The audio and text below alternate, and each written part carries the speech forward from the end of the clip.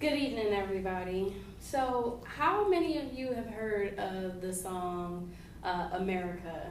How it talks about America the Beautiful. Good. And then you know how in the Pledge of Allegiance it says, land of the free, home of the brave. So tonight I'm going to be talking about undocumented immigrants and a way for the government to either keep laws the same to protect undocumented immigrants and their families, or to change the laws. According to an article that I read titled "The Real Process of Applying for Refugee Status and Asylum in the United States," it was published in the New York Amsterdam News, written by Felicia Prasad in June of 2018. Immigrants can apply for asylum in the U.S. at U.S. port of entry. In order to apply, an immigrant has to be physically on U.S. soil.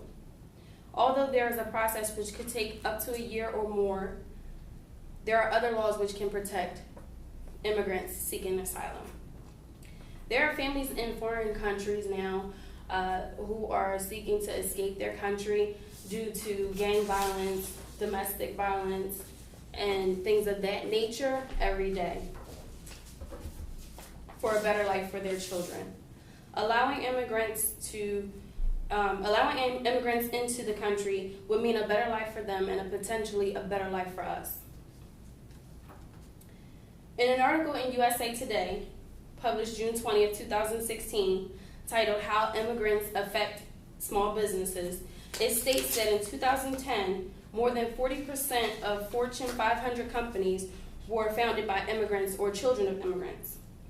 These companies employ more than 13.6 million people worldwide. Today, I would like to give you a glimpse of immigration laws in the past, how immigration laws are still similar today, and how they could be in the future should the United States change or keep laws protecting undocumented immigrants and their families. First, I'm going to take you back to immigration laws in the past. From an article titled "The Neglect of the Immigrant Child, Making a Case for a Child-Centered Approach to United States Immigration Policy," published by Yvonne Padilla Rodriguez in the winter of 2016 in Phi Kappa Phi Forum, the United States had an agreement with Mexico known as the Migrant Laborers Agreement. This agreement allowed immigrants to be in the U.S. undocumented as long as they worked. So they were migrant farmers. These workers were also known as the braceros. This agreement allowed families of the braceros to work illegally in the fields as well as supplemental laborers. President Harry Truman signed into law the Displaced Persons Act of 1948. This was also in the article, "The Neglect of the Immigrant Child." This was due to an increasing amount of refugees searching for stability from the aftermath of World War II. This article also talks about policies being in the best interest of the child. How can it be in the best interest of the child when they interrogated children and they also made children answer questions without their parents present, making adult decisions? So in all actuality, it was not in the best interest of the child. Present day America, and we are still discussing immigration policy. In an article, How Immigrants Affect Small Businesses, USA Today talks about a study done. I'm sorry.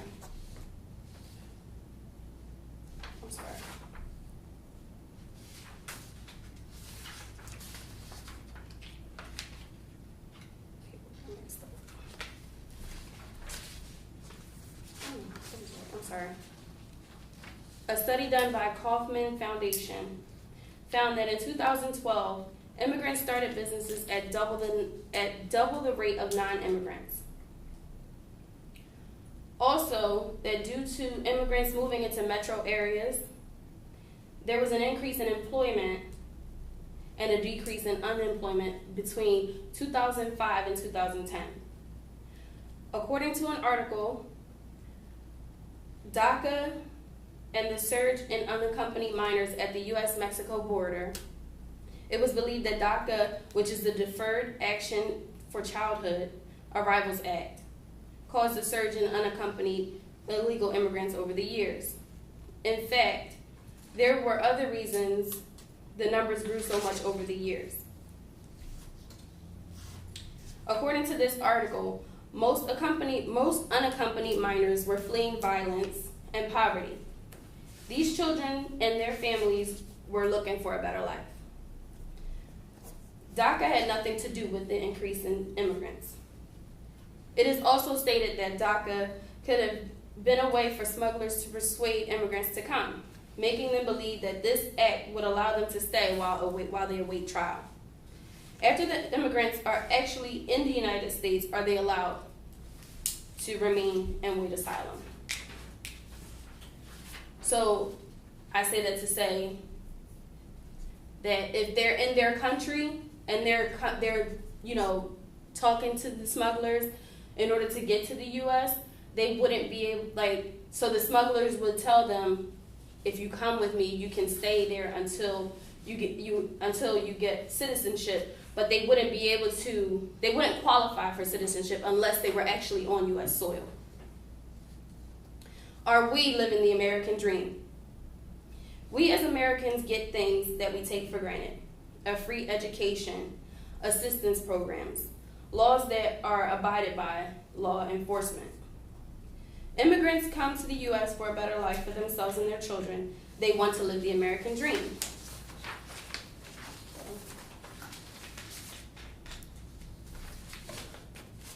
In an article by PR Newswire, it also talks about President Obama, reminding us that we are a nation of immigrants. This article is about a dreamer who took advantage of the opportunity given to him through the DACA Act. He is now studying law. Also in the article, How Immigrants Affect Small Businesses, it lists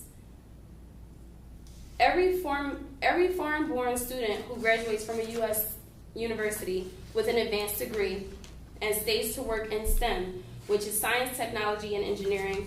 Science, technology, engineering, and math has been shown to create, on average, 2.62 jobs for American workers.